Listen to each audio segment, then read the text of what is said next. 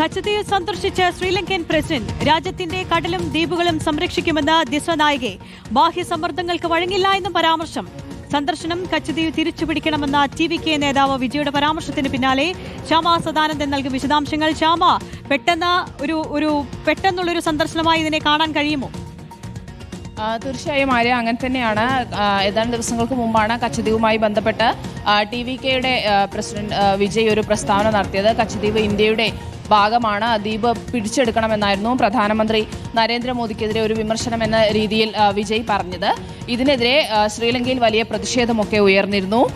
കച്ചദ്വീപ് തിരിച്ചുപിടിക്കണമെന്ന വിജയുടെ ആവശ്യം ഒരു തെരഞ്ഞെടുപ്പ് കാലത്തെ വാചോടോപമാണെന്നൊക്കെയാണ് ശ്രീലങ്കൻ വിദേശകാര്യമന്ത്രി വിജിത ഹെറാത്തൊക്കെ പറഞ്ഞത്. അതിനൊക്കെ ശേഷമാണ് ഇപ്പോൾ ദിസ്വനായികെ കച്ചദ്വീപിലെത്തിയിരിക്കുന്നത്. അപ്രതീക്ഷിതമായിട്ടുള്ള ഒരു സന്ദർശനമാണ്. ശ്രീലങ്കൻ നാവികസേനയുടെ സ്പീഡ് ബോട്ടിലാണ് അദ്ദേഹം കച്ചദ്വീപിലെത്തിയത്. പക്ഷേ അവിടെ എത്തിയ ശേഷം അദ്ദേഹം നടത്തിയ പ്രസ്താവന വളരെ ശ്രദ്ധേയമാണ്.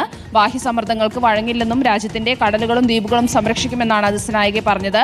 ഇത് തീർച്ചയായും വിജയിക്കും ഇന്ത്യക്കുമുള്ളൊരു സന്ദേശം തന്നെയാണ്.